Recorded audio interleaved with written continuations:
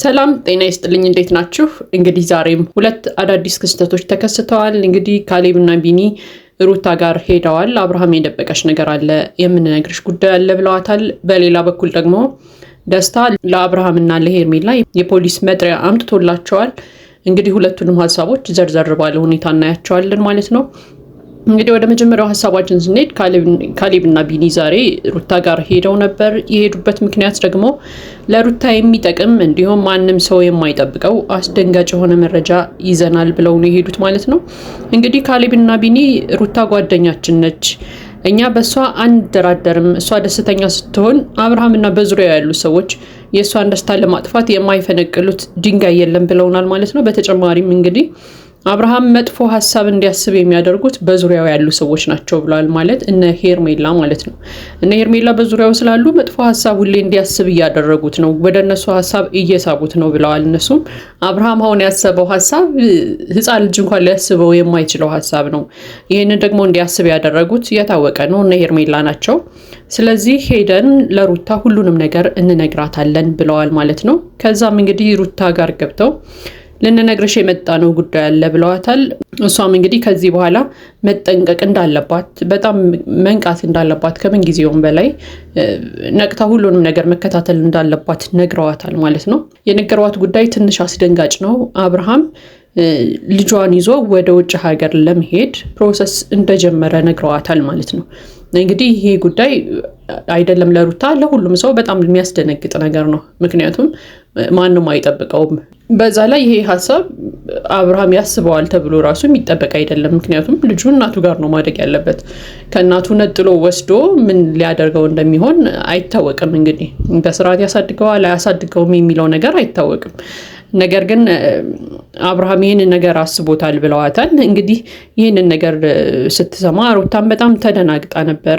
እነ ቢኒም እንግዲህ አንቺ ደስተኛ ስትሆኚ የሆነ ጉዳይ ይፈጠራል ሁል ጊዜ። ስለዚህ ይህንን ነገር ደግሞ እና አብርሃም አስበውታል፣ በግሩፕ ሆነው ነው ያሰቡት እና ፕሮሰስም ጀምረዋል፣ እየጨረሰ ሁላ ነው ብለዋታል። እንግዲህ ሩታም በጣም ተገርማ ነበር። እንዴ ምን አይነት ሀሳብ ነው የሚያስበው? እንዴት ይሄ ይሆናል ብላለች። እነ ቢኒም እንግዲህ እኛም ገርሞናል። የገረመን ደግሞ ጭራሽ ልጁን ወስዶ በእንጀራ እናት ለማሳደግ መሞከሩ ማሰቡ ራሱ በጣም ከባድ ነው ብለዋል። እንግዲህ ቀደም ብለውም እነ ቢኒ ሲያወሩ የነበረው የእንጀራ እናትም ልትሆን የምትችለው ሄርሜላ ናት፣ ሄርሜላ ደግሞ ልጅን የማሳደግ ብቃት የላትም ሁላ ሲሉ ነበር። ምክንያቱም ለሴት ለሩታ የማታስብ ሴት እንዴት ነው ልጁን እንደ ልጁ አድርጋ ልታሳድግ የምትችለው ሲሉ ነበር። እንግዲህ አሁንም ለሩታም ሲነግሯት ያሏት ይህንን ነው። በእንጀራ እናት እንዴት ያድጋል ልጁ? እንዴት በእንጀራ እናት ለማሳደግ ያስባል? ስለዚህ ይህንን ነገር ስለሰማን አንቺ ተጠንቀቂ፣ ልጅሽንም ጠብቂ ብለዋታል ማለት ነው። እንግዲህ ሩታም በጣም ደንግጣለች። እንዴ እኔ ያለው የምን እንጀራ እናት ነው? በልጄ እኮ እኔም አልደራደርም። እሱ እንደፈለገ ሊያደርግ ይችላል የፈለገውን ነገር፣ ነገር ግን በልጄ እንዳይመጣ ብላለች ማለት ነው ሩታ። እነ ቢኒ እንደውም ሞግዚት ጋር ራሱ ልጅሽን ጥለሽ እንዳትሄጂ የሚልን ሀሳብም ሰጥተዋታል። ምክንያቱም ይፈጠሩ አይታወቅም፣ ሩታ በሌለችበት መጥተው ልጁንም ሊወስዱት ይችላሉ ማለት ነው። ነገር ግን አብርሃም እውነት ይህንን ነገር ካደረገ በጣም ነው የሚያሳዝነው። ምክንያቱም ይሄ የልጆች ጨዋታ አይደለም። ትዳርና ልጅ ማለት በጣም ትልቅ ነገር ነው፣ ትልቅ ተቋም ነው። ትዳርም ልጅ ካለበት ደግሞ ይበልጥ ትልቅ ይሆናል እና ይህንን ነገር አስቦ ከሆነ የሕፃን ልጅ ጨዋታ እየተጫወተ ነው ማለት ነው። እና እነ ቢኒም አስረግጠው የነገሯት ይህንን ነገር ነው። በቃ ይሄንን ነገር እንዲያስብ አድርገውታል፣ አስቦታል፣ ፕሮሰስም ጀምሯል፣ ፕሮሰሱንም እየጨረሰ ነው። ስለዚህ ልጅሽን በማንኛውም ሰዓት ሊወስደው ስለሚችል አንደኛ ሞግዚት ጋር ጥለሽው እንዳትሄጂ፣ ሁለተኛ በቃ የትም ቦታ ብትሄጂ ልጅሽን ይዘሽ ተንቀሳቀሽ ብለዋታል ማለት ነው። እንዲሁም ደግሞ ያው ሰሞኑን የሩታ እህት እሷ ጋር ስለሆነች እህትሽ እዚህ እንድትቆይ ብታደርጊ መልካም ነው ብለዋታል። እሷም እንግዲህ ያው የምችለውን ሁሉ አደርጋለሁ፣ እኔ በልጅ አልደራደርም ብላለች ማለት ነው ሩታም። ያው ግን የሩታ እህት እዚህ መቆየቷም መፍትሄ አይሆንም። እውነት አብርሃም ይሄንን ነገር አስቦት ከሆነ ሩታ ቀጥታ በህግ ነው ይሄንን ነገር መያዝ ያለባት። ምክንያቱም በጣም ከባድ ነው። ፕሮሰስ ጀምሮ ፕሮሰስ እየጨረሰ ከሆነ ይህን ያህል ርቀት ከሄደ ልጇን ከሷ የማይወስድበት ምክንያት የለም።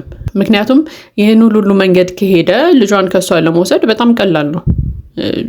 ያን ያክል የሚከብደው ጉዳይ ይሆናል ብዬ አላምንም። ምክንያቱም ሩታ ሙሉ ጊዜዋን ለልጇ ብትሰጥም የሆነ የምትዘናጋበት ሰዓት ሊኖር ይችላል። ስለዚህ የሩታ እህት እሷ ጋር መቆየቷ ሳይሆን መፍትሄ የሚሆነው ሩታ ይህንን ጉዳይ በህግ ብትይዘው ነው መልካም የሚሆነው ብዬ አምናለሁ። ምክንያቱም የእርግዝና ጊዜዋ ላይም ብቻዋን ነበረ ስታሳልፍ የነበረው ያንን ሁሉ ጊዜ።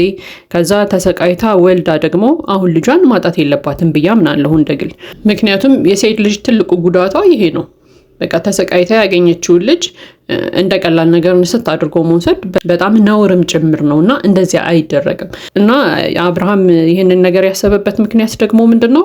አንተም አባት ነህ፣ የልጅ ጉዳይ እኮ ይመለከታል እያሉ እየገፋፉት ያሉት ሰዎች አሉ፣ በዙሪያው ያሉት ሰዎች ማለት ነው።